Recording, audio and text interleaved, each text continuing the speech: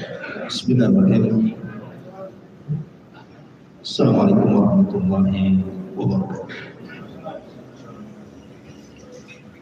Alhamdulillah wassalatu wassalamu ala Rasulillah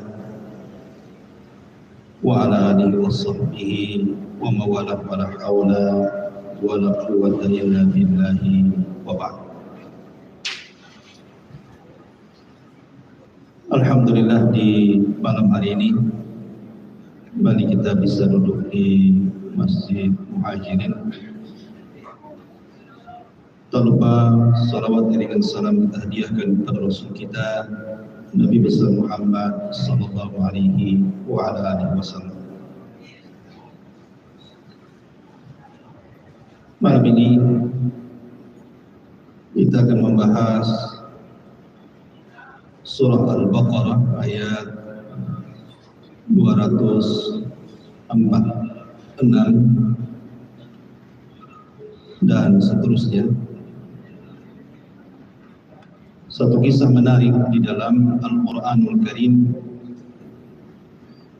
yang bicara tentang kisah di zaman Bani Israel, di mana kisah ini bicara tentang kisah Talut wal Jalud, kisah tentang Talut dan juga Jalud. Nanti kita lebih banyak mengambil ibrah pelajaran dari kalimat per kalimat dalam kisah ini.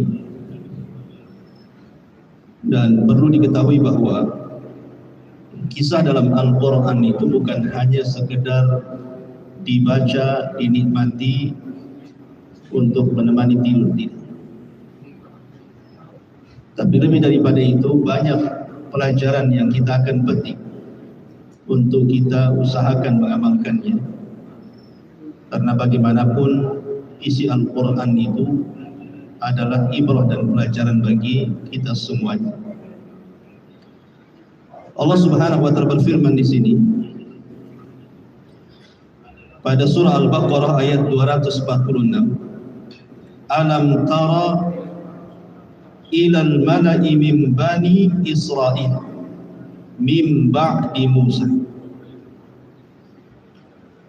Tidakkah engkau lihat atau engkau perhatikan para pemuka Bani Israel setelah wafatnya Nabi Musa?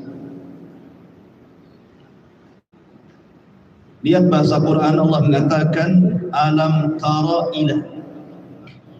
Sebenarnya dalam bahasa Arab kalau tara ila itu setelah fi'il mudhari dari kalimat ra'a yara, kemudian setelahnya huruf jar ila, itu biasanya melihat dengan kedua mata.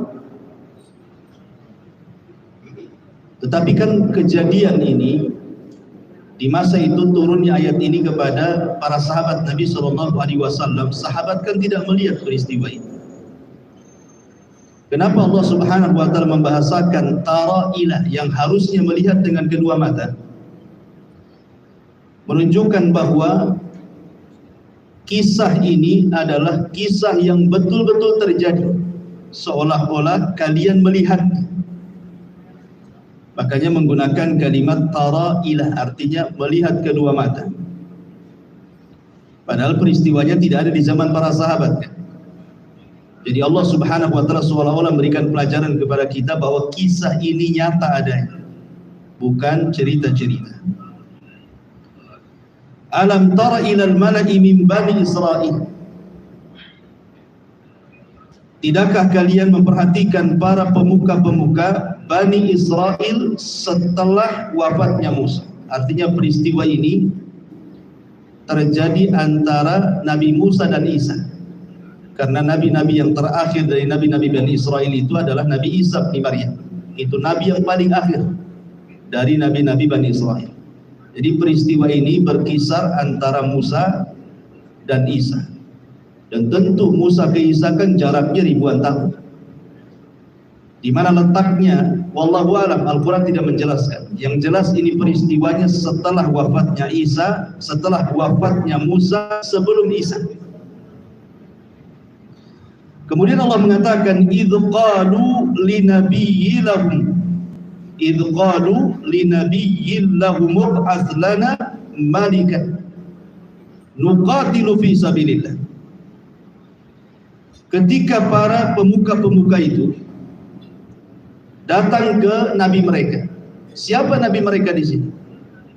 Ahli tafsir banyak yang berselisih pendapat. Ada yang mengatakan bahwa yang dimaksud nabi di sini adalah Yusha ibn Nun. Dan Yusha ibn Nun itu artinya nabi yang mengikuti Nabi Musa ketika perjalanan mencari Khidir. Ada juga yang mengatakan namanya Sam'un. Sam'un itu diambil dari Sami Allah, karena ketika ibunya tidak punya anak, dia ingin punya anak sekali, berdoa kepada Allah Subhanahu wa ta'ala, akhirnya diijabah, punya anak. Jadi Allah mendengar doanya, makanya kemudian disebut namanya Sam'un. Ada juga yang mengatakan Sam'un. Tetapi dari seluruh pendapat para ulama tafsir, yang paling rajih wallahu alam, bahwa yang dimaksud nabi di sini artinya Nabi Samuel. Nabi Samuel namanya. Dan dia adalah keturunan Lawa ibnu Ya'qub alaihi salatu wassalam. Karena Nabi SAW pernah mengatakan, jadi Bani Israel itu tasusuhumul anbiya. Diutus banyak nabi. Jadi kalau nabi meninggal nanti diutus lagi, meninggal diutus lagi. Dan begitu seterusnya. Jadi Bani Israel itu kelebihannya adalah mereka tidak putus dari para nabi. Jadi kalau nabi meninggal, datang nabi lain. Datang meninggal lagi, datang lagi nabi yang lain. Begitulah Bani Israel. Dan ini karunia yang luar biasa yang Allah berikan kepada Bani Israel. Lah di zaman itu ada seorang nabi namanya Samuel. Nabi inilah yang kemudian didatangi oleh para pembesar Bani Israel dan mengatakan, ib'ats lana malikan nuqatil fi sabilillah.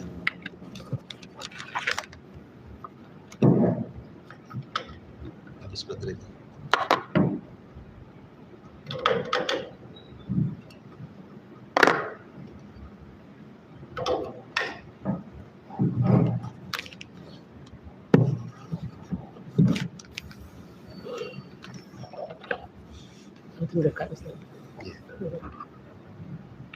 Saya ulangi. Jadi para pembesar ini datang kepada Nabi Samuel dan mengatakan, ib'ats lana malikan nuqatil fi sabilillah. Utus kepada kami wahai Nabi Samuel seorang raja yang kami bisa berperang di jalan Allah Subhanahu wa ta'ala. Jadi kisahnya seperti ini. Dulu Bani Israel diberikan oleh nikmat oleh Allah Subhanahu wa ta'ala bisa menguasai Palestina, Baitul Maqdis dan sekitarnya. Datanglah penjajah dari kalangan Amalika, kemudian menghabisi mereka sehingga menawan wanita-wanitanya dan juga menawan anak-anak mereka dijadikan budak. Lah kemudian laki-lakinya sebagian mereka dibantai oleh orang-orang Amalika, sebagian mereka kemudian lari. Lah ketika itulah kemudian mereka hidup dalam posisi kesusahan. Ketika itulah kemudian mereka datang kepada Nabi yang diutus kepada mereka, Nabi Samuel, untuk merebut kembali dari Amalika. Makanya mereka mengatakan kepada Nabi Samuel, tolonglah utus kepada kami seorang raja yang kami bisa berperang di jalan Allah Subhanahu wa ta'ala. Bani Israel ini sudah saya jelaskan bahwa dia adalah keturunan Nabi Allah Ya'qub alaihi salatu wassalam. Dan Ya'qub itu memiliki 12 anak. Dari 12 anak itu ada namanya Lawi putra Yakub. Itu semua turunannya jadi nabi. Semua turunannya jadi nabi. Kemudian di sana ada putra Yakub yang lainnya namanya Yahuda ibn Yakub. Itu semua turunannya jadi raja. Jadi ada yang seluruh turunannya jadi nabi dari Lawi, ada yang seluruh turunannya jadi raja. Pokoknya kalau jadi raja harus turunan Yahuda. Sebagaimana nabi harus turunan Lawi. Begitulah adat istiadatnya orang-orang Bani Israel. Makanya di sini kenapa kemudian bahasa Bani Israel kepada Nabi Samuel, utus kepada kami seorang raja. Kenapa mereka tidak mengatakan kepada Samuel, ayo kita berperang, kau pimpin kami? Karena tugas Nabi itu bukan memimpin. Yang memimpin seorang raja. Tugas Nabi itu hanya sekedar mengarahkan saja, memberikan wejangan-wejangan, nasihat-nasihat yang terbaik apa yang harus dilakukan. Makanya mereka tidak minta Nabi Samuel untuk memimpin perang. Justru diminta bahwa Nabi Samuel, carilah orang yang pantas untuk kami jadikan raja, biar kami perang bersama raja itu. Karena selama ini mereka dipimpin para nabi, mereka tidak mau. Sekarang kami ingin punya raja. Qala, Nabi Samuel ini tidak yakin dengan Bani Israel ini. Makanya dikatakan, hal asaitum in kutiba alaikumul qital ala tuqatil.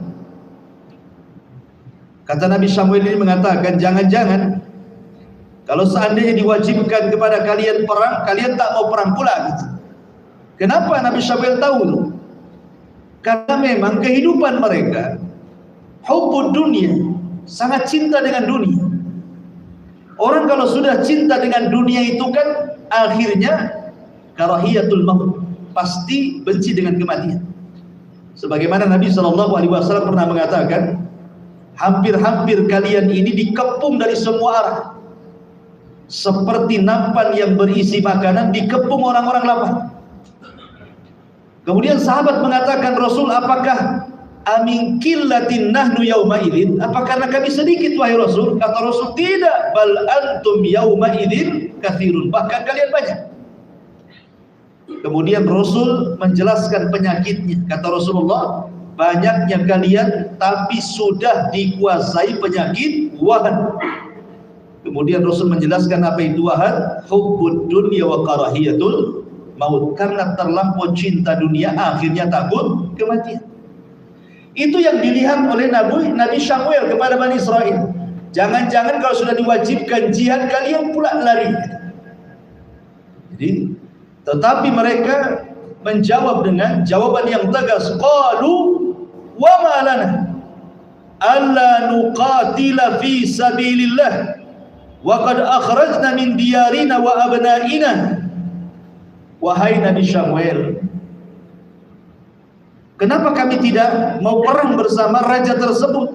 Kau lihat kami sudah diusir, anak-anak kami, istri-istri kami juga tertawan oleh mereka. Masa kami tidak mau jihad? Alasannya kuat tuh. Alasannya kuat, ingin membela keluarga kan itu. Dan ingat bahwa jihad di zaman itu beda dengan jihad di zaman Nabi SAW.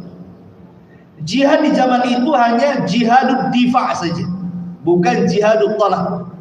Jadi jihad itu ada dua. Ada jihad talab, ada jihad difa' namanya. Jihad talab itu artinya kita memaksa orang untuk perang. Ayo kita perang.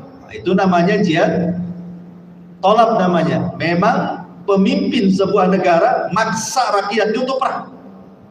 Ingin menjajah sebuah negeri, kita caplok negeri tersebut. Mungkin kalau sekarang nih kayak apa nih? Kayak Rusia Ukraina lah kan.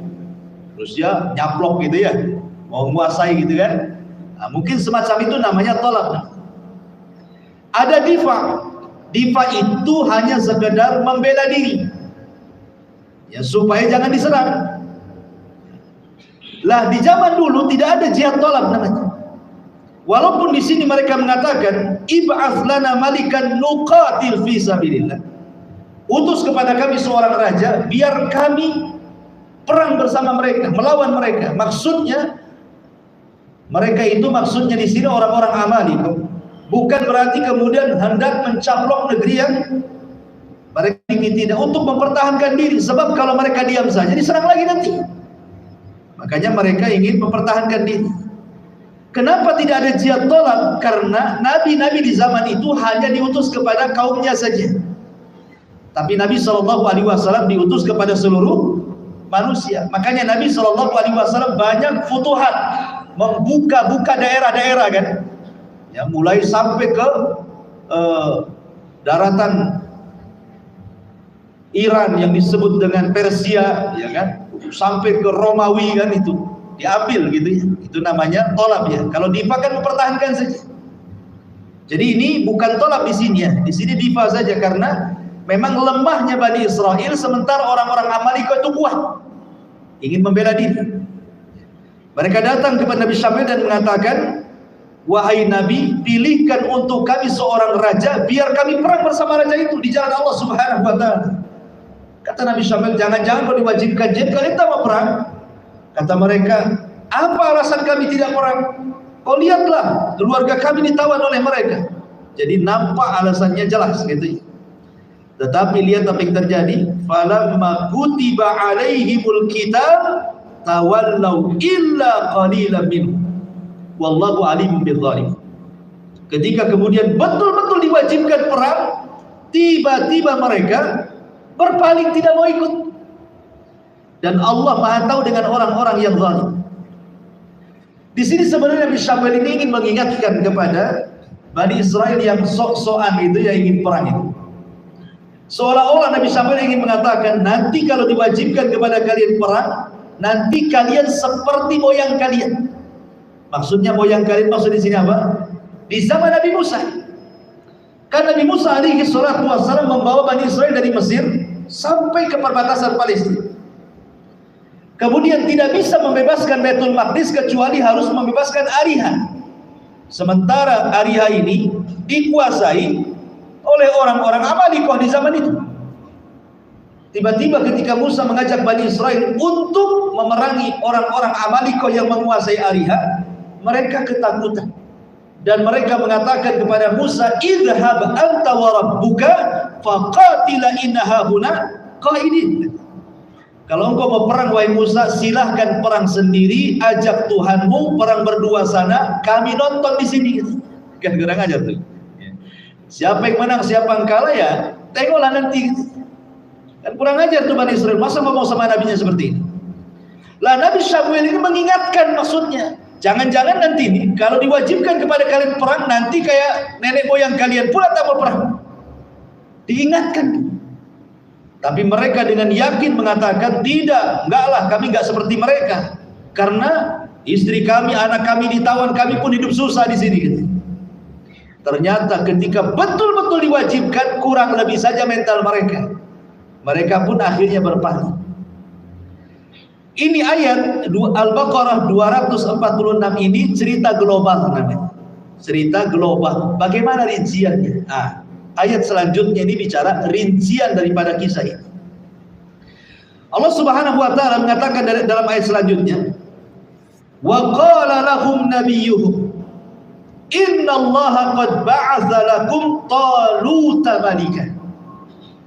Berkata Nabi Samuel atau Nabi Syamun dalam pendapat yang lain ada mengatakan Nabi Yusha ibn Nun kepada Bani Israel, Allah Subhanahu wa Ta'ala sudah memilihkan kepada kalian seorang raja yang akan memimpin kalian, namanya Talut.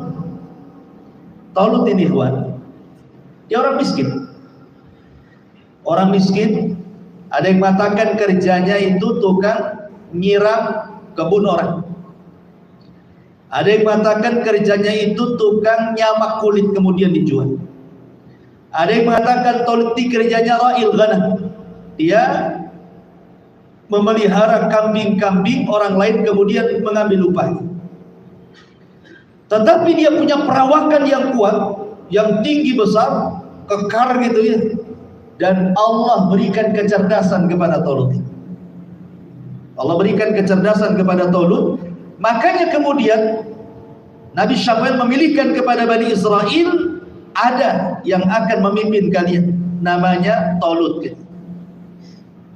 Ketika mereka mendengar nama Talut, seolah-olah mereka nggak yakin gitu, karena Talut itu tidak ada garis keturunan dari dua tokoh. Pertama Lawi tidak masuk pada turunan Lawi, yang semua turunan jadi nabi. Tidak masuk pula dalam nasabnya Yahuda, yang semuanya jadi raja. Jadi dia tidak punya hasab. Kalau nasab jelaslah kepada Nabi Yakub itu, tapi hasab itu maksudnya turunannya itu bukan orang besar, bukan orang besar, dan dia bukan nabi. Ketambah-tambah dia miskin. Masa kemudian engkau wahai Symuel memilihkan kepada kami raja yang bukan turunan Lawi, bukan turunan Yahuda, miskin lagi, gitu maksud. Yang benar sajalah kan gitu. Jadi mereka tidak mau awalnya. Dipilihkan Talut untuk raja mereka. Padahal Talut ini dilebihkan nanti dalam Al-Quran ini 3 kelebihan yang Allah Subhanahu wa ta'ala anugerahkan kepada Talut.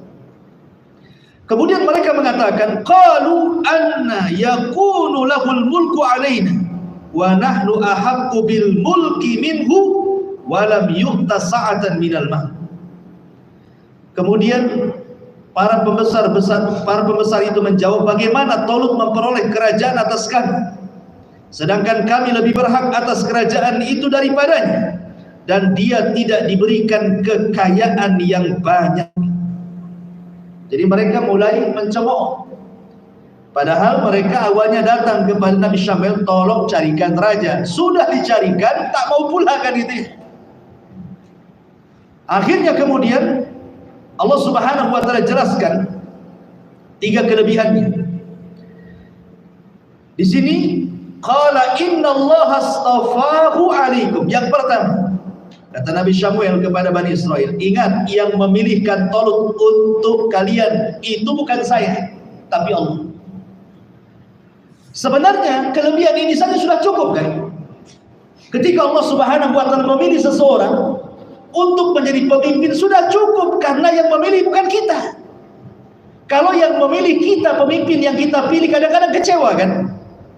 Oh, kita memilih presiden ini, pada awal pemilihan semangat gitu ya, meneriakkan, oh si Anu jadi presiden. Sudah jadi presiden kecewa pula gara-gara harga sembako naik umpamanya. Kecewa karena yang milih kita masalahnya. Lah ini yang milih Allah. Kalau Allah yang milih gak mungkin kecewa, karena Allah itu paham dengan maslahat hamba-hambanya kan itu. Ini saja sudah cukup sebenarnya. Allah yang memilihkan kepada kalian itu Talut.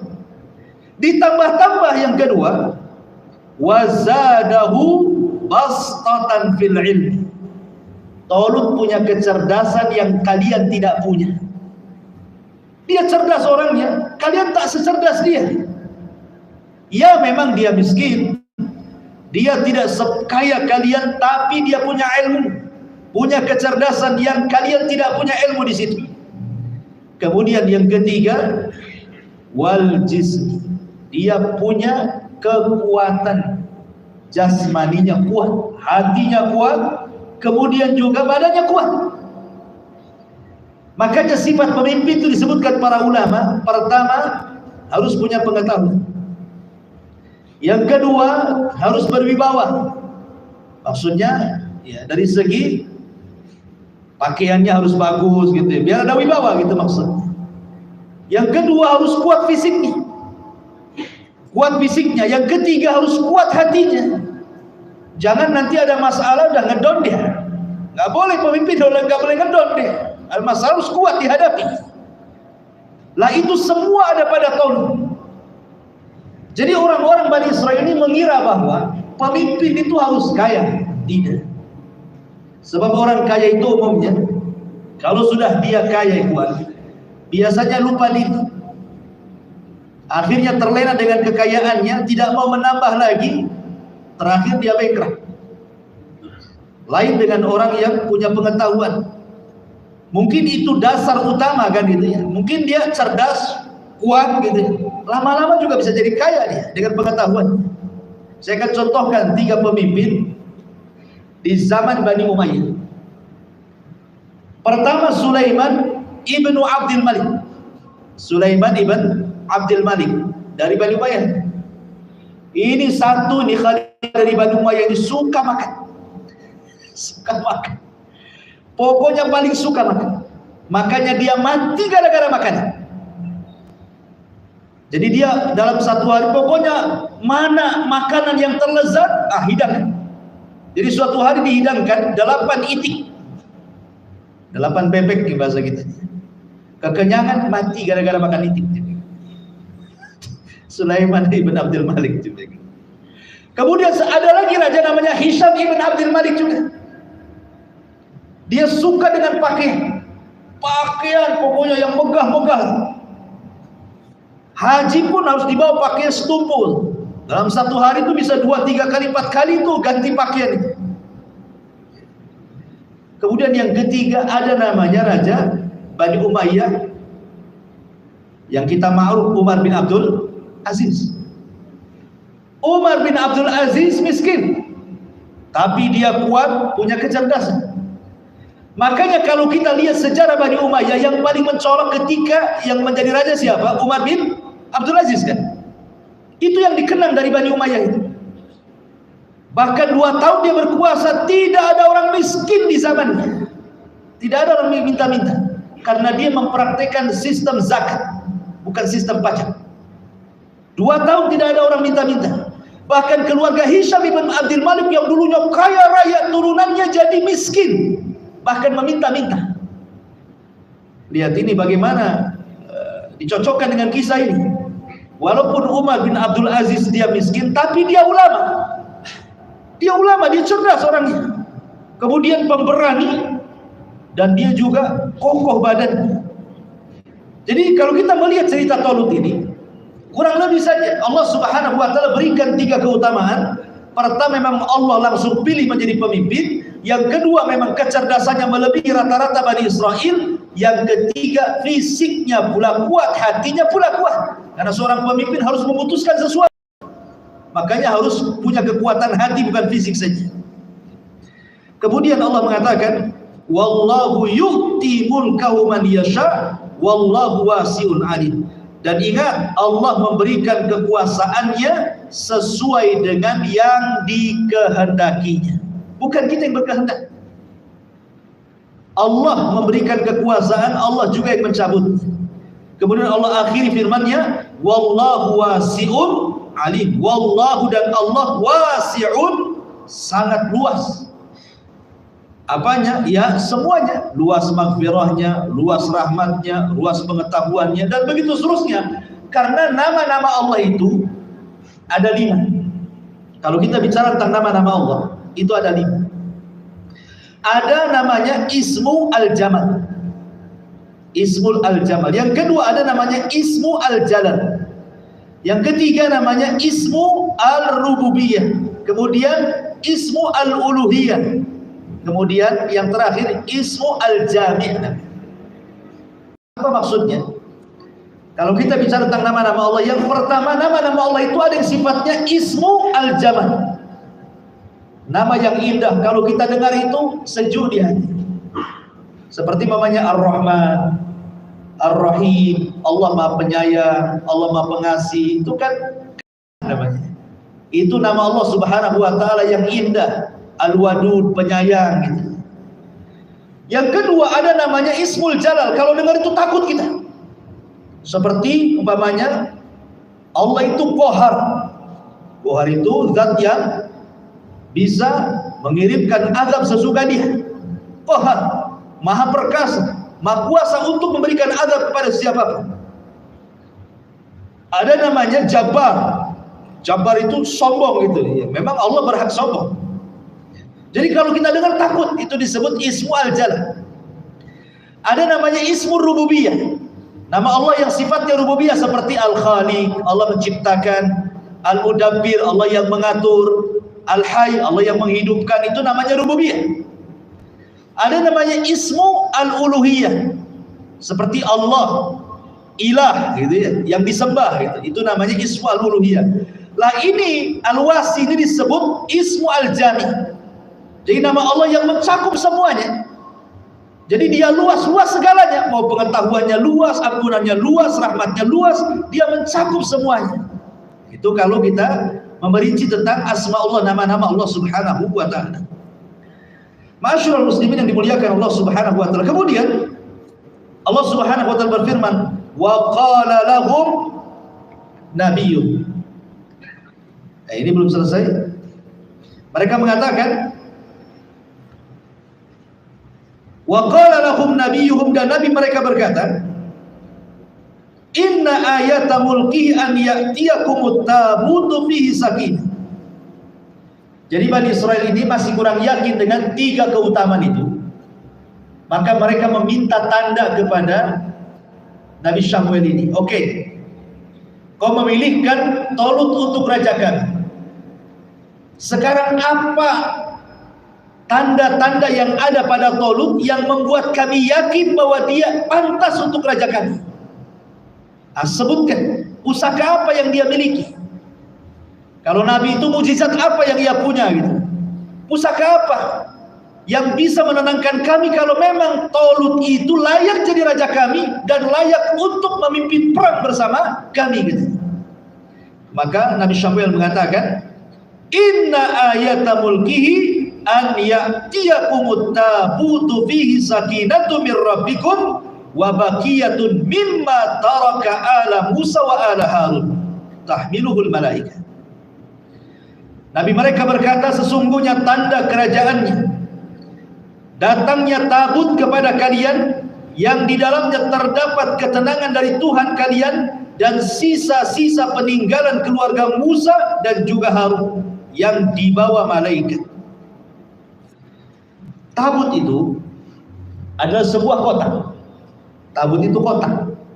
Nabi Musa alaihi salatu wassalam saat pulang dari Bukit Sainai mendapatkan papan Taurat, kemudian pulang segera kan kepada Bani Israel. Rupanya dilihatnya Bani Israel, rupanya mereka kufur menyembah patung anak yang dibentuk oleh Samir. Marah dia. Akhirnya kemudian Musa melempar papan Taurat itu sampai kemudian sebagiannya pecah dan berkecah. Lah papan yang pecah-pecah kecil-kecil itu kemudian diambil, diletakkan dalam kotak. Lah kotak itu disebut tabut. Kotak itu disebut tabut karena di situ ada serpihan-serpihan papan Taurat yang ketika Musa marah dibanting itu, serpihan-serpihannya itu dikumpulkan, dimasukkan ke kotak itu. Kotak itu jadilah tabut. Jadi benda yang keramat, benda yang sangat berkah gitu. Lah biasanya Bani Israel sepeninggal Nabi Musa alaihi salatu wassalam kalau perang mereka selalu membawa tabut itu, kemudian diletakkan di depan pasukan, dan mereka sangat yakin kalau perang bawa tabut pasti menang. Itu keyakinan mereka kepada tabut. Itulah tabut itu, kotak itu yang isinya serpihan-serpihan Taurat yang berkecah itu. Kemudian juga di sini Allah Subhanahu wa taala menambahkan wa baqiyah mimma taraka ala Musa wa Harun. Bukan hanya serpihan-serpihan Taurat saja, tetapi juga peninggalan Musa dan Harun ada di situ. Tongkatnya Nabi Musa juga ada di kotak itu. Tetapi sudah tidak berfungsi lagi, itu kan mukjizat Nabi Musa. Tidak bisa dipakai oleh siapapun. Nah, mukjizat kan yang dimiliki Nabi saja kan itu. Ya hanya peninggalan saja. Ada yang mengatakan di situ rambutnya Nabi Harun, tongkatnya Nabi Harun. Pokoknya Al-Quran tidak menjelaskan, yang jelas ada sisa-sisa peninggalan para nabi. Ya mulai dari papan Taurat, tongkat Nabi Musa, tongkatnya Harun, ada yang mengatakan rambutnya dan begitu seterusnya di dalam tabut itu. Dan wajar, namanya peninggalan para nabi itu kan berkah. Nabi Shallallahu Alaihi Wasallam saja berkah kan gitu. Lihat ketika dia dicukur. Ketika dia dicukur saat dia sedang setelah dalam musim haji, itu rambutnya diambil oleh para sahabat. Terkadang dijadikan obat rambutnya Nabi, dicelupkan ke air kemudian diminum. Terkadang ludahnya ditangkap kemudian dilus-lus ke badannya. Begitulah para nabi itu punya berkah. Tapi ini khususnya Nabi ya. Ini khususnya Nabi, tidak berlaku kepada selain Nabi. Tidak bisa berlaku ke tuan guru, ke kiai, ke ajengan, ke ustadz, tidak bisa. Antum kena corona datang ke saya, Ustaz, pinjam satu rambutnya, makin parah corona. Jadi itu khususnya Nabi, mujizat. Lah itulah isi tabut itu di situ. Masalahnya tabutnya ada di mana? Ada ahli tafsir mengatakan bahwa tabutnya itu dicuri oleh Jalut. Jadi tabut itu dicuri oleh Jalut ketika Jalut memimpin Amaliko menyerbu Bani Israel. Kala Bani Israel lah dicurilah tabut itu oleh mereka. Kemudian tidak lagi di tangan Bani Israel. Makanya mereka tidak pede melawan Jalut karena tidak punya pusaka. Makanya kemudian akhirnya Talut dikaruniai pusaka itu. Dengan cara apa? Allah utus malaikat mengambil dari tangan Jalut kemudian diterbangkan ke langit. Malaikat kan nggak nampak, jadi yang nampak kotaknya di langit. Kemudian turun persis di depan Jalut, dan itu disaksikan Bani Israel. Baru mereka mengatakan mereka mengatakan, kalau sudah ada tabut, kami yakin dan kami siap untuk dipimpin Talut. Begitulah Bani Israel. Kalau nggak ada itu, mereka nggak mau mengakui Talut sebagai pemimpin mereka. Dan menunjukkan tabut ini kalau sekarang ini kayak lambang lah. Kayak negara kita ini ada bendera pusaka merah putih gitu ya. Zaman dulu lah, zaman Bung Karno, Hatta kan. Setiap negara kan punya lambang. Jadi mereka kan minta lambang masalahnya. Kalau memang Talut jadi nabi itu apa lambangnya? Dan di negeri kita kan masing-masing punya lambang tuh, masing-masing daerah itu. Kayak Madura celurit gitu. Kayak orang Sunda kijang. Melayu apalah kan itu. Kalau di Yaman jambia gitu. Jadi masing-masing ada lambangnya. Jadi mereka ketika minta lambang itulah, maka dikirimkan tabut di bawah malaikat terbang ke langit persis di depan dia. Itu riwayat Abdullah bin Abbas radhiyallahu anhu. Maka Allah Subhanahu wa taala mengatakan, "Inna fi dzalika laayatan lakum in kuntum mu'minin." Itu semua adalah sungguh-sungguh menjadi tanda kebesaran Allah bagi kalian kalau kalian beriman kepada Allah Subhanahu wa taala. Kemudian di sini ada kalimat, kenapa tabut mereka perlu tabut itu? Karena tabut itu membawa sakinah. Sakinah itu membawa ketenangan. Apa makna ketenangan di sini? Ada banyak perselisihan ulama. Ada yang mengatakan seperti Ali bin Abi Thalib radhiyallahu anhu, ketika mentafsirkan sakinah di sini, karena siapa yang bawa tabut itu saat perang, maka Allah akan kirim angin itu. Dan angin itu akan masuk di hati-hati para prajurit, kemudian membawa ketenangan. Dan mereka yakin pasti menang. Ini satu pendapat. Pendapat yang kedua adalah pendapat dari Wahab ibn Munabbih. Maksudnya adalah Allah Subhanahu wa taala utus malaikat. Utus malaikat kemudian menyampaikan pesan Allah bahwa kalian akan menang. Dengan itu kalian akan tenang. Karena sudah ada bisikan-bisikan malaikat, kita akan menang. Ya, kalau kita mau kerja kemudian ada orang yang bisikin, insya Allah orang kayak antum tidak mungkin gagal, antum pasti berhasil, kan semangat kita kan. Tapi kalau dicemooh, sekolah pun tidak, pasti orang ngedon lah gitu ya.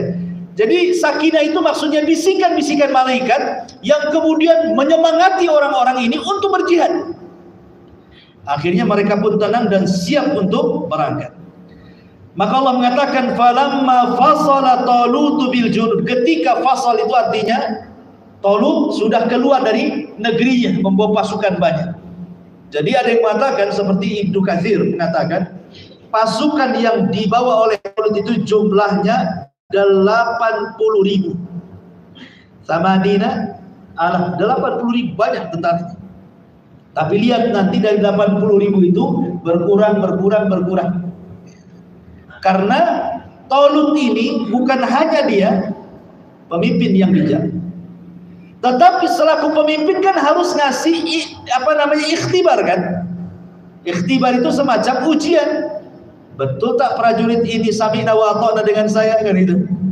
Jangan-jangan nanti ketika betul-betul di lapangan perang pada lari pula dia. Saya suruh ke kanan, dia ke kiri pula apanya. Saya suruh maju kemudian pulang pula dia. Dia harus memberikan ujian. Seorang pemimpin itu ujian. Tengoklah orang-orang yang masuk tentara. kadang-kadang merayap di lumpur, ditembakin dan itu ya, supaya ketika masuk dalam peperangan ada nyalinya dia. Nah, kalau tidak ada latihan kayak gitu, dengar suara bom apa nggak lari dia.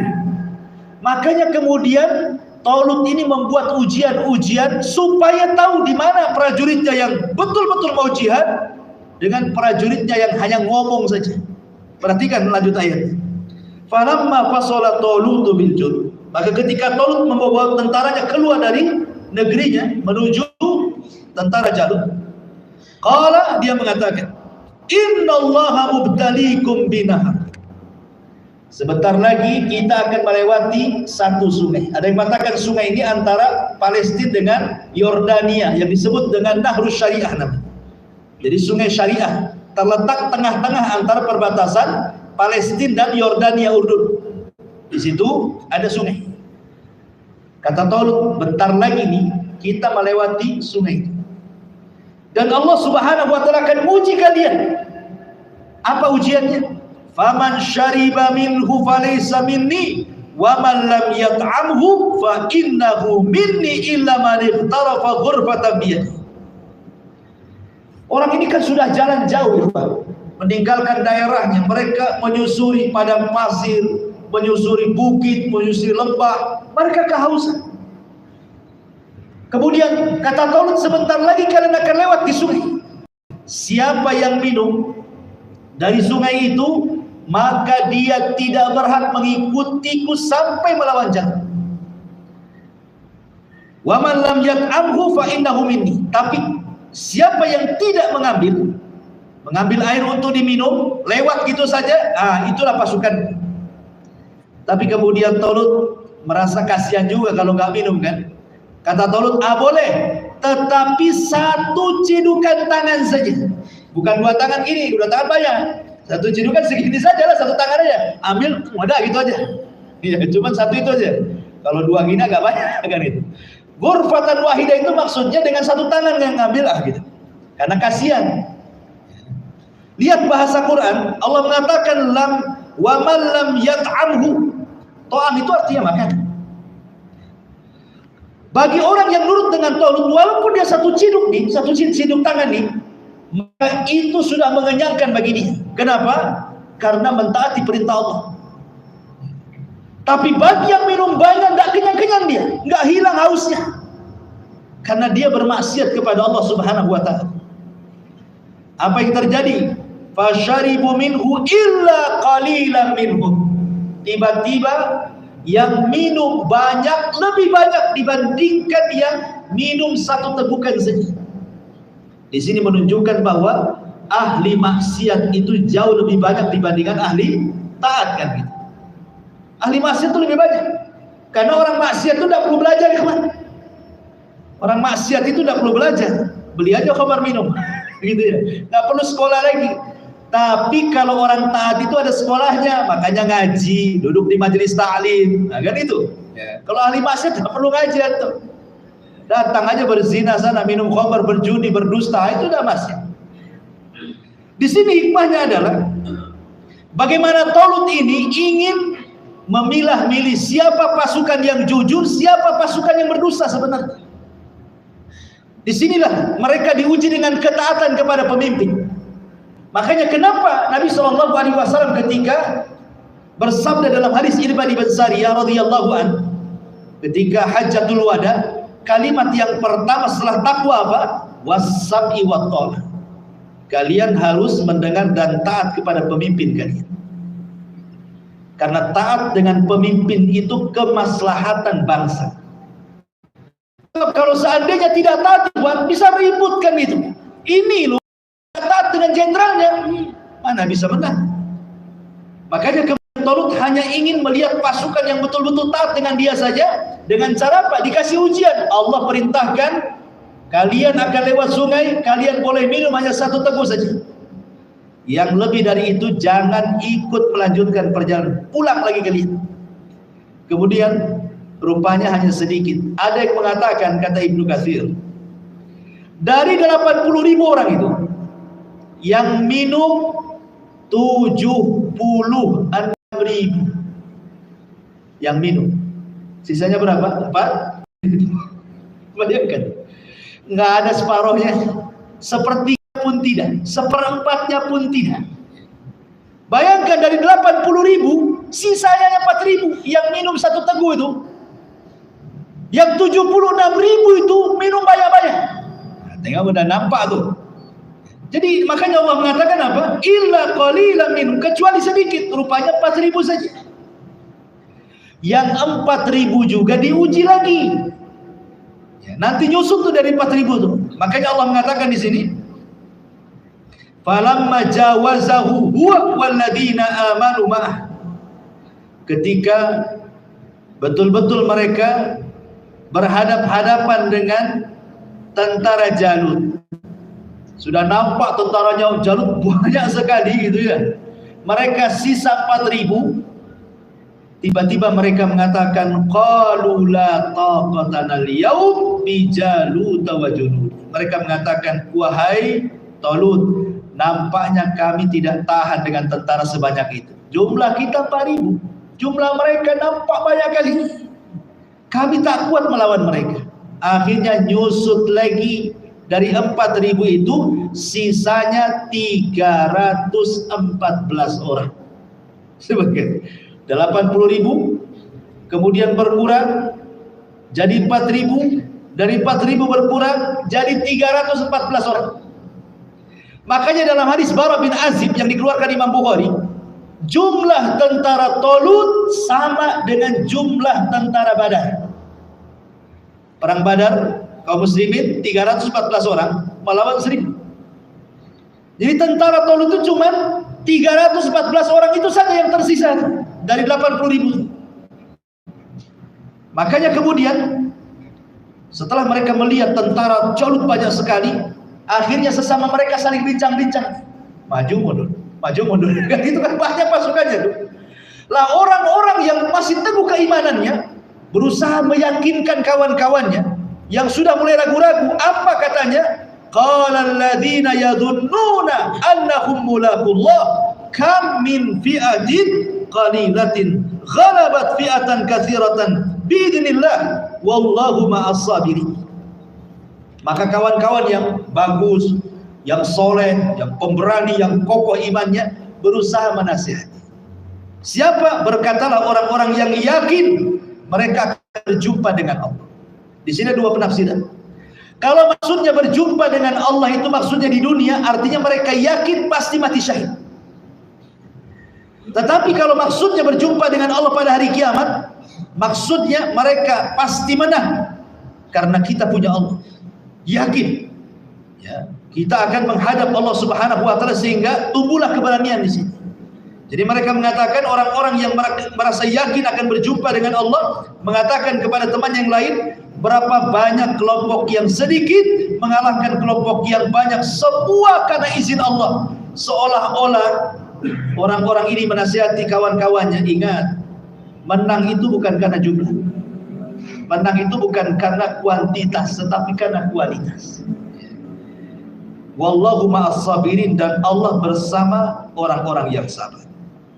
Akhirnya setelah sebagian mereka menasihati yang lain, rupanya ada juga yang futur dan lebih banyak yang futur, sehingga sebagian mereka pulang lagi, dan yang tersisanya 314 orang saja.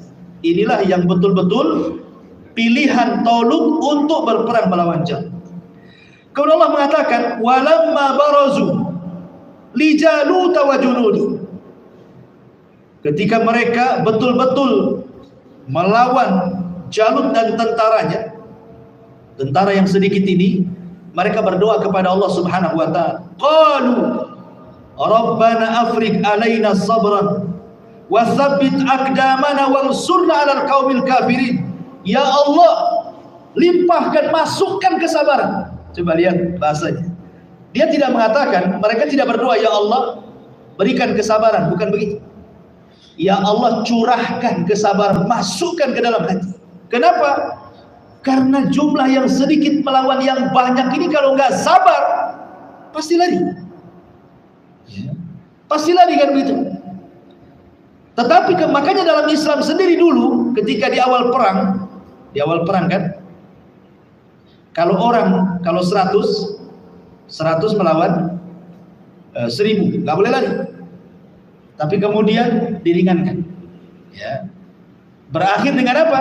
100 lawan 200. Berarti 1:2. Itu terakhir di dalam Quran, bahwa kalau kita berjumpa dengan musuh, kemudian musuhnya 3 kali lipat, berarti kita boleh lari dari perang. Itu maksudnya. Tapi kalau musuhnya 1:2, tidak boleh lari dalam perang. Kalau lari dalam peperangan berarti termasuk azah, dosa besar, tidak boleh.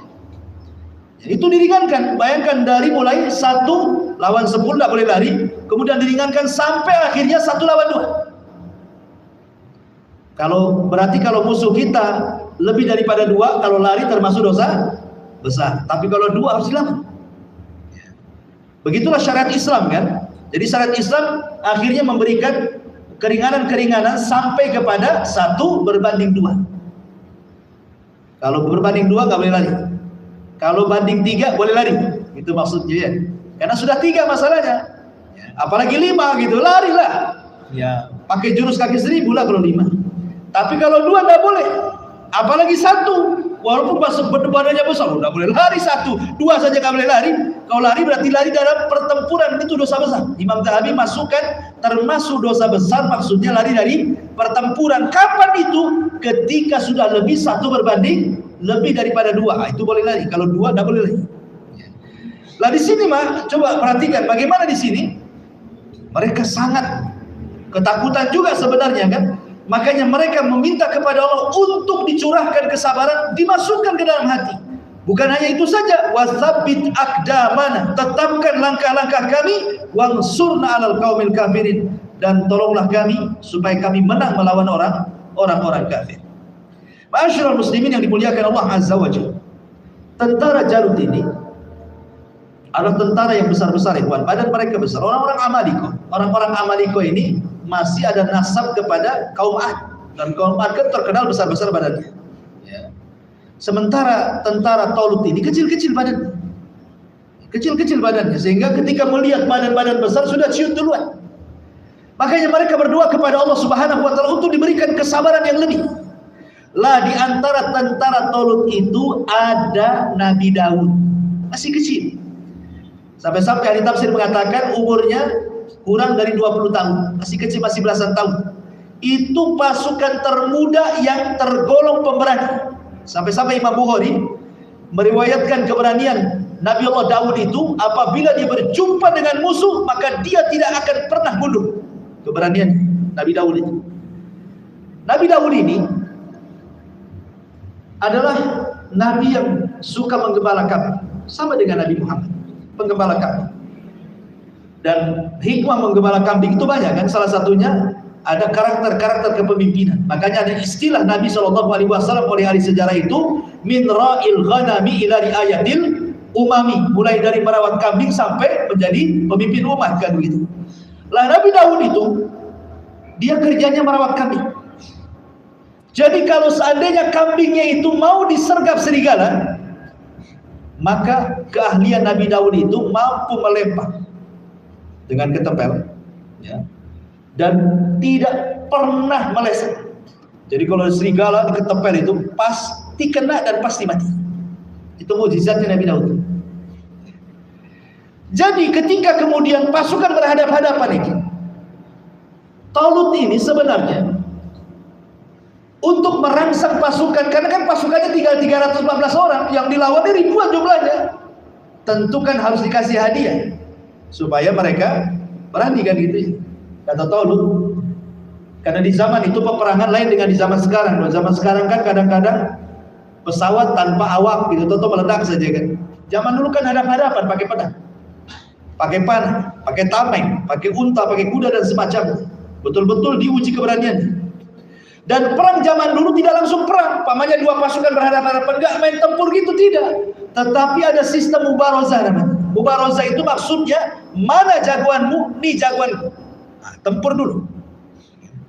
Lah kebetulan dari jagoannya orang-orang itu, musuh-musuhnya Talut itu langsung Jalut yang maju. Jalut yang maju. Dan sesumbar Jalut mengatakan, kalau kalian bisa membunuhku, aku akan serahkan kekuasaanku kepada kalian. Tapi kalau aku bisa membunuhmu, serahkan kekuasaanmu kepadaku. Tiba-tiba kemudian Nabi Talut Raja Talut mengatakan, siapa yang bisa melawan Jalut di antara kalian? Anda ada satupun yang maju? Nggak ada. Ketakutan mereka. Akhirnya kata Talut, siapa yang maju dan bisa membunuh Jalut, ku hadiahi 2. 1, menikah dengan putriku. 2, mewarisi kekuasaan. Nggak ada yang maju juga. Sekarang kalau seandainya maju melawan Jalut, mati kodok, nggak dapat anaknya, nggak dapat hartanya, kan gitu ya. Buat apa juga maju kan? Nggak ada yang berani satupun kecuali Nabi Daud. Jadi dari 314 orang itu cuma Daud yang paling berani. Maju dia ke depan, bawa ketepel. Kemudian Jalut mengatakan, ngapain kau utus orang kecil? Kan paling mudah. Bawa ketepel itu hanya bisa membunuh anjing gitu. Apa jawaban Daud? Wallahi demi Allah, sesungguhnya engkau lebih jahat dibandingkan anjing gitu. Aku bisa membunuh.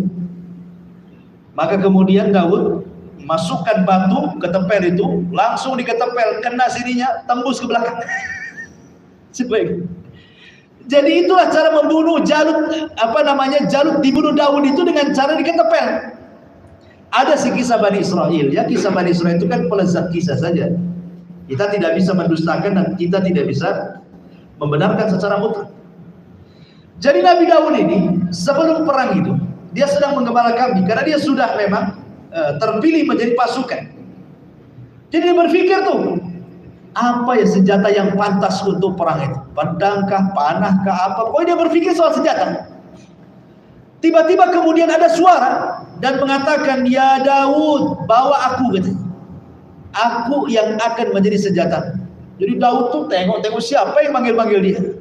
Rupanya yang manggil dia itu kerikil kecil. Kata kerikil nih, bawa aku yang akan membunuh Jalut. Jadi sebelum berangkat sudah memang, ini kisah Israeliat sekali lagi ya, tidak ada dalam Quran, tidak ada dalam hadis Nabi, ini kisah Israeliat mengatakan seperti itu. Ya, kisah Israeliat itu maksudnya yang dicantumkan oleh perjanjian lama gitu, orang-orang Yahudi dalam Taurat. Ada juga yang mengatakan bahwa sebenarnya Nabi Samuel itu pernah berpesan kepada Talut sebelum berangkat dan mengatakan bahwa dia diilhami oleh Allah Subhanahu wa taala bahwa dari pasukanmu akan ada yang berhasil membunuh Jalut. Kemudian kata Talut kepada Samuel, lalu bagaimana caranya dan siapa dia? Tapi Nabi Samuel tidak menunjukkan siapa orangnya, hanya menyerahkan baju besi. Pasangkan ke pasukan. Siapa yang cocok dengan baju besi ini, maka dia akan membunuh Jalut. Tapi jangan kasih tahu. Ya. Sayembara saja suruh pakai. Akhirnya semua pakai, nggak ada yang cocok. Ada yang kesempitan, ada yang kegedean gitu ya. Terakhir Nabi Daud cocok pula dengan baju besinya. Dan Talut sudah ada firasat bahwa dia yang akan membunuh Jalut. Ternyata menjadi kenyataan ketika betul-betul berhadapan kan, yang membunuh Jalut siapa? Nabi Daud dengan cara diketepel. Kemudian tembus di sini, mati. Ingat, pasukan kalau sudah tidak ada pimpinan di zaman itu, kocar kacir. Jangan lagi orang-orang kafir, pasukan Nabi di perang Uhud. Ketika kemudian ada seorang sahabat namanya Mus'ab bin Umair. Mus'ab bin Umair itu kan perawakannya persis seperti Nabi. Jadi kalau dia pakai baju besi itu hampir tidak bisa dibedakan mana Nabi, mana Mus'ab. Kalau sudah pakai baju besi itu. Jadi Mus'ab bin Umair ini terbunuh di perang Uhud. Yang membunuhnya berteriak bahwa dia sudah membunuh Nabi. Tersebarlah Nabi SAW mati di perang Uhud. Apa yang terjadi? Para sahabat tunggang langgang. Itu kaum muslim. Ya. Pada ada yang pergi ke Madinah, ada yang tetap, pokoknya sudah kocar kacir itu. Itu di kalangan kaum muslimin, apalagi orang kafir. Ketika Jalut meninggal, hilang keberanian tentaranya. Ketika Nabi Daud berhasil membunuh Jalut, didekati, diambil pedangnya, kemudian dipenggal lehernya, disembunyikan kepalanya. Disembunyikan kepalanya, tidak ada yang tahu kalau kepala Jalut itu sudah dibawa Nabi Daud. Ketika selesai perang, Kan di awal Talut sudah menjanjikan siapa yang membunuh Jalut dia akan menikah dengan putriku dan akan mewarisi kekuasaan, bukan? Semua orang ngaku membunuh Jalut. Ini tangannya aku bawa katanya, ini kakinya, gitu. Ini jempolnya gitu, ini darahnya nih, pada ngaku. Tapi Nabi Talut, Raja Talut mengatakan, yang ingin saya katakan datangkan kepalanya. Siapa yang bisa mendatangkan kepalanya, dialah yang membunuhnya gitu. Sudah kepalanya sudah ada di Nabi Daud kan. Datang Nabi Daud di kepalanya. Dari situlah kemudian Talut akhirnya memberikan janji dinikahkan dengan salah satu putrinya, dan setelah meninggalnya Talut maka Daud menjadi raja. Inilah raja pertama dari turunan Lawi. Ya, turunan Lawi itu kan Nabi. Berarti Daud menggabungkan dua garis keturunan, Nabi plus raja. Dan inilah pertama kali Bani Israel dipimpin oleh seorang raja plus nabi. Biasanya nabi-nabi saja, raja-raja saja. Ini dua-duanya digabungkan nih oleh Daud. Kemudian setelah Daud juga meninggal, diserahkan juga sama plus nabi dan juga raja Sulaiman. Tapi setelah Sulaiman meninggal sudah tidak ada lagi. Cuma dua ini saja yang pernah menjadi raja dan nabi, cuma dua, Daud dan Sulaiman. Selebihnya tidak ada. Jadi dia nabi-nabi saja, raja-raja saja. Inilah kisah tentang Talut dan Jalut. Apa yang kita bisa ambil hikmah dari pelajaran? Yang pertama, kata para ulama, ad-durus al-mustafadah di sini. Al-maksiatu sababun li zawalin ni'mah. Maksiat itu menjadi sebab hilangnya nikmat. Lihat, gara-gara maksiat tidak boleh minum kecuali satu teguk saja, akhirnya kemudian nikmatnya hilang, tidak bisa berjihad lagi, tidak ada kesempatan mati syahid lagi, pulang mereka. Dan ini kaidah umum, maksiat itu menghilangkan nikmat. Berapa banyak rizki dihalangi oleh Allah untuk turun, tidak jadi turun gara-gara maksiat. Maksiat itu mengharamkan rizki itu. Walau rizki itu bukan hanya sekedar harta itu. Ada orang maksiat Ustaz, tapi hartanya banyak katanya. Bukan itu. Rizki yang sesungguhnya itu dalam hati. Betapa banyak orang-orang yang ahli maksiat kemudian diberikan harta banyak, hatinya tidak ada ketenangan. Ya. Makanya kata Syekh Abdul Qadir Jailani, persis ucapannya dengan Sufyan Ats-Tsauri rahimahullahu ta'ala.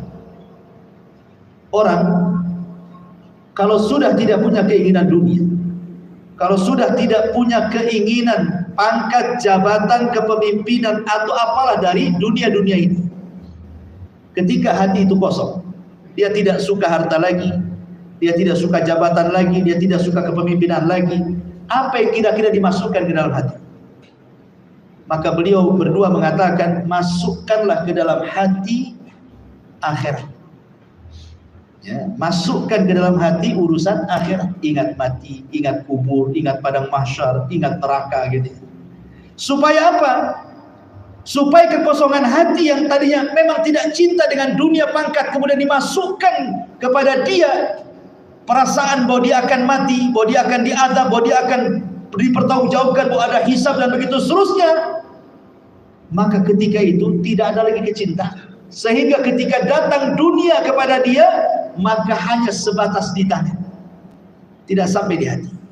Itulah hakikat zuhud namanya. Letakkan kekayaan dalam hati, letakkan jabatan hanya sampai di tangan, letakkan kekayaan hanya sampai di tangan, letakkan kepemimpinan hanya sampai di tangan. Sebab kalau seandainya itu diletakkan di hati kemudian hilang, itu sakitnya luar biasa. Ya, sakitnya luar biasa, sedihnya luar biasa. Ketika jabatan hilang, sedihnya luar biasa, stres bisa jadi gila. Ketika harta hilang, sedihnya luar biasa, susah diobati. Tapi kalau semua diletakkan di tangan, hartanya sampai di tangan, hilang pun dari tangan. Jabatan itu sampai di tangan, hilang pun hanya dari tangan. Sehingga datang tidak membahagiakan, pergi pun tidak menyedihkan, itu maksudnya. Di sini ada faedah bahwa maksiat itu menghilangkan nikmat. Yang kedua, al-mu'min idza 'asa yusari'u ila taubah. Seorang mukmin itu kalau bermaksiat bersegera taubat. Bahkan ada hadis mengatakan bahwa Seorang mukmin itu melihat dosa seperti dia duduk di samping gunung yang akan tumbang. Gimana caranya? Ini kita duduk, ini gunung Sinabung umpamanya yang mau meletus. Tidak mungkin kita diam saja, pasti kita lari, ya kan? Itulah seorang mukmin ketika melihat dosa, kata Nabi, seperti seseorang yang duduk di samping gunung yang sebentar lagi mau meletus, pasti dia lari. Tapi orang fasik melihat dosa seperti lalat. Rasul mengatakan seperti lalat. Lihat lalat itu, dia nempel di hidung, ditepak datang lagi. Ya, nempel di hidung, ditepak datang lagi. Itu lalat. Artinya orang fasik itu taubatnya hanya sesaat. Habis maksiat nyesel, besok maksiat lagi. Habis maksiat nyesel, besok maksiat lagi. Seperti itulah orang fasik. Makanya di sini maksiat itu seorang mukmin idza asa yusari'u ila taubah, bersegera untuk bertobat kepada Allah Azza wa Jalla. Kemudian yang ketiga, qimatul insan bil iman, bahwa mulianya seorang manusia itu gara-gara iman. Dan iman itu ada di hati. Mulianya manusia itu ada dalam keimanan. Dan ingat bahwa ruh dalam jasad itu yang menjadikan orang mulia. Ruh dalam jasad itu yang menjadikan orang mulia. Sebab kalau ruh sudah hilang dari jasad, nggak akan mulia lagi jasad. Coba kalau ada orang mati, lemparkan di jalan raya, jangan dikubur, lemparkan di jalan raya. 3 hari saja pasti sudah busuk. Lalat datang dari mana-mana, tidak ada orang berani mendekatinya, yang ada orang mencelanya, ya kan? Itu kalau tidak dikubur tuh, pasti jasad itu hina di mata manusia. Karena yang menjadikan jasad itu mulia itu ketika ruhnya masuk. Ketika ruhnya masuk dia hidup, barulah pangkatnya berjejer di pundakan gitu ya. Bintang-bintangnya baru nampak di bajunya, baru dihormati orang. Tapi kalau ruhnya hilang, walaupun jenderal presiden sekalipun letakkan jasadnya di jalan, mungkin kalau sudah busuk dihina orang. Ya. Lah iman itulah, iman itu bagian daripada asupan ruh. Ya.